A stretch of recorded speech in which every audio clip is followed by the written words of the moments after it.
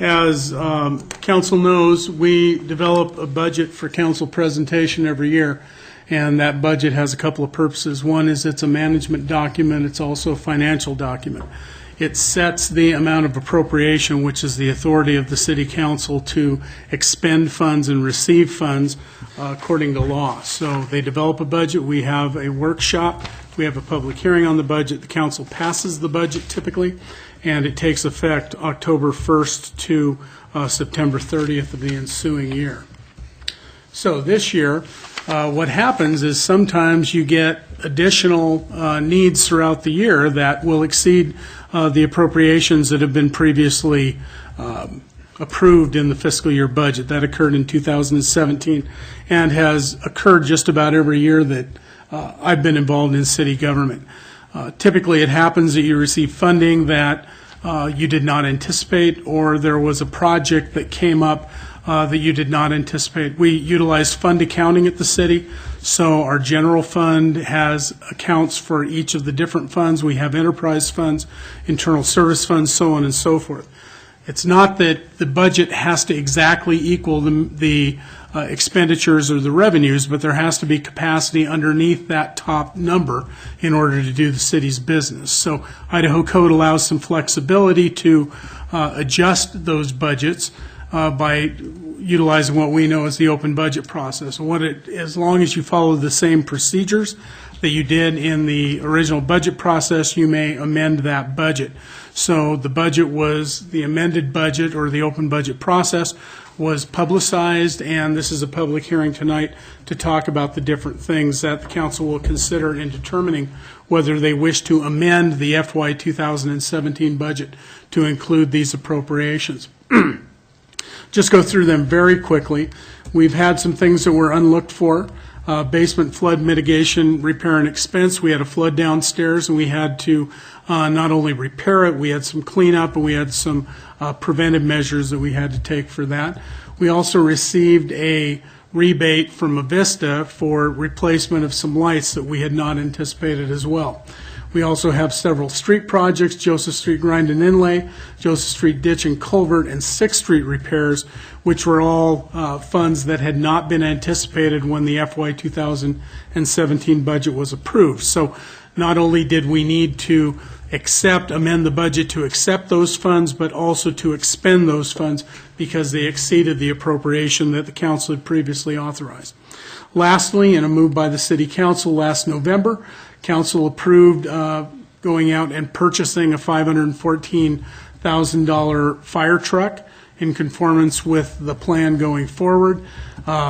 So that was a $514,000 expenditure.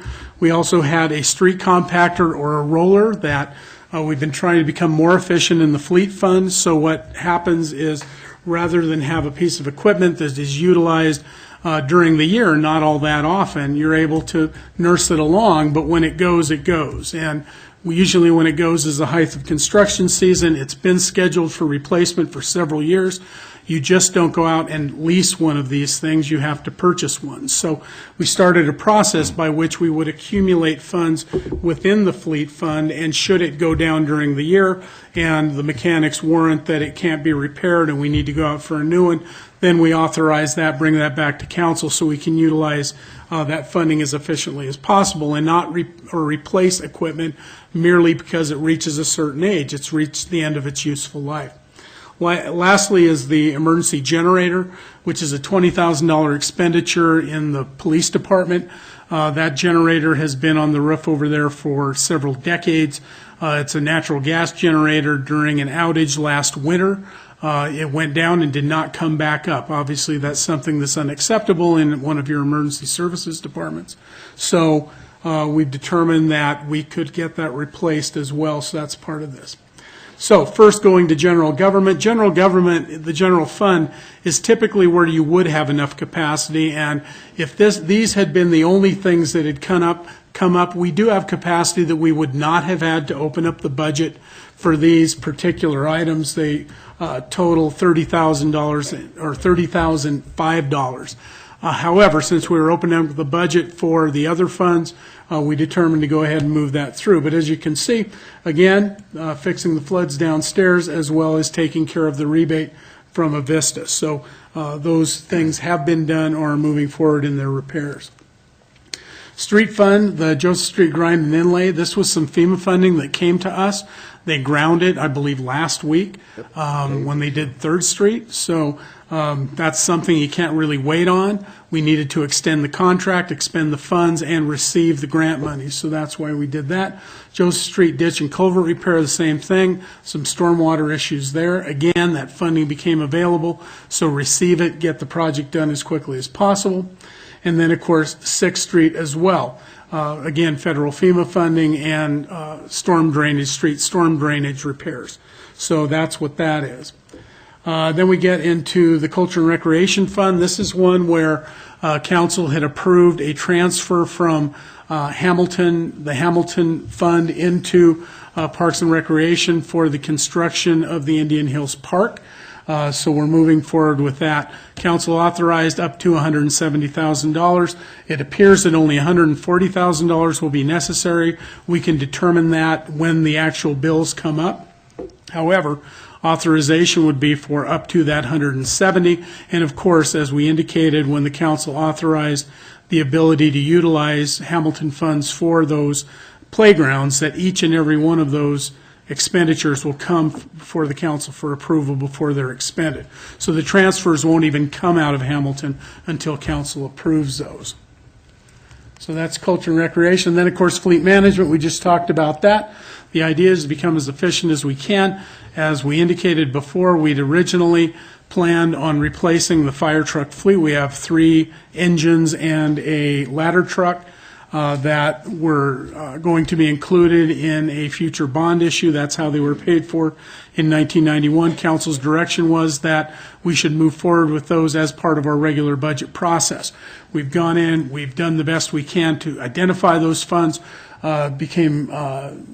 Came out, we were able to put a plan in place. Not only were we able to move forward with a $515,000 purchase of that Sabre fire engine, but also we will be funding that, or it was funded in this year's FY18 budget, so that we can purchase another one at the end of next fiscal year as well. So with that, I've already explained the compactor and the emergency generator. So with that, I'll stand for any questions. What needs to happen, the council needs to have a public hearing on this and then determine if they wish to amend the budget ordinance. If so, it's before you after the public hearing is closed, considering comments from the public. And then if it's approved, we will amend the budget forthwith. As Gary had mentioned, it's $1.142 million. So some of this is monies that we receive for the public to know for street projects and other things, revenues from Avista. So as you're looking through this isn't necessarily expenses that are occurring. These are both revenues and expenses as we're going along. And as Gary had mentioned earlier, when we get a chance to get monies from like FEMA for our Joseph Street and ditch and culvert, and that was about $200,000 roughly of all this money. We act on it quickly because that road did get not only granted, but it was paved and it looks really, really nice. So questions for Gary before I open the public hearing for others? And if I may, the FEMA funds came up as a result of applications that were made based upon the rough winter that was had. So those funds weren't even available, or we didn't even know they were going to be available when we developed the FY 2017 budget in July of 2016. Okay, with that, I will open up the public hearing for the budget year 2016-2017. For anybody that'd like to speak on it, can come up, and then we will give you 3 minutes if you have any questions or concerns with it.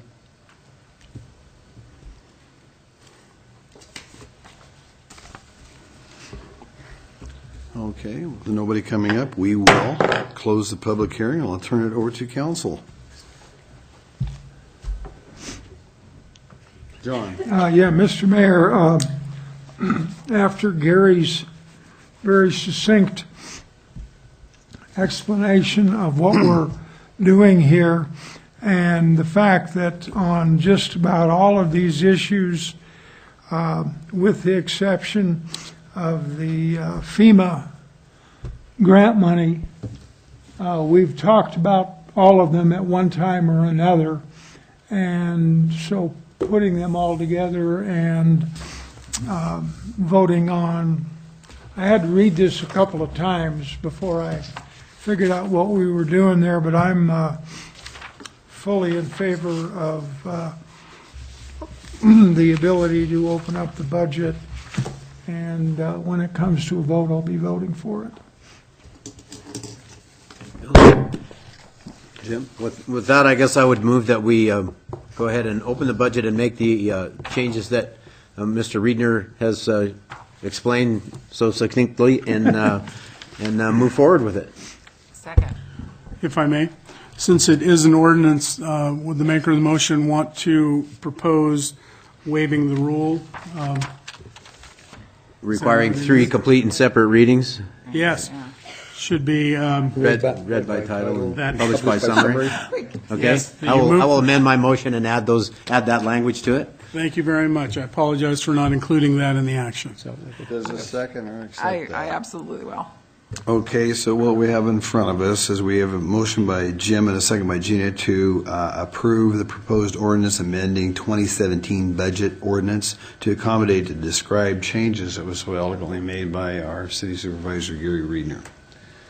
Everybody fine with this? I'll start to roll with Walter. With reluctance to not have the mayor read all the numbers again, I will vote yes. Yes. Aye. Aye. Yes, aye. Okay, so we do have an ordinance that will be read with this as well, and this is ordinance 2017-10. 2017-10, an ordinance of the City of Moscow, Idaho, a municipal corporation of the State of Idaho, amending ordinance number 2016-11, the appropriation ordinance for the fiscal year beginning October 1, 2016, and ending September 30th, 2017, to appropriate monies in the sum of $75,018,649, providing for this ordinance to be in full force and effect from and after its passage, approval, and publication according to law. Thank you, Your Honor.